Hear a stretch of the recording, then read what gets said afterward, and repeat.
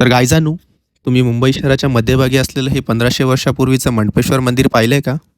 चला दाखवतो. आमच्या इथून आम्ही मेट्रो पकडून थेट मंदिराच्या दिशेने निघालो.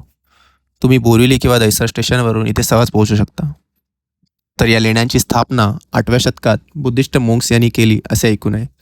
आधी या लेणी थेट कानेरी गुंफेशी लिंक्ड होत्या असे सुद्धा ऐकण्यात येते. मंदिराच्या समोरच असलेला नंदी आणि गाभाऱ्यातील शिवलिंग आपलं मन मोहून घेते. येथील शिवलिंगाची माता भगिनींद्वारे दररोज मनोभावे सेवासुद्धा केली जाते.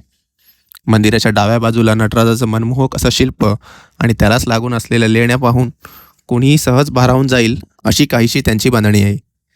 मंदिराच्या उजव्या बाजूला सुद्धा तशाच काहीशा लेण्या आहेत. या लेण्यांमध्ये आराधना करण्यासाठी वेगळी जागासुद्धा आहे. या लेण्यांवर इंग्रज आणि पोर्तुगीजांनी सुद्धा हल्ले केले आहेत. याचे पुरावे इथे सहज आढळून येतात. नंतर आम्ही निघालो मंदिराच्या वरच्या बाजूला काय आहे ते बघण्यासाठी. तिथे काही मोडक्या वास्तू आणि मागच्या बाजूला चर्चसुद्धा आहे. नंतर संध्याकाळ झाल्यावरती आम्ही खाली उतरलो आणि थेट परतीच्या मार्गाला लागलो.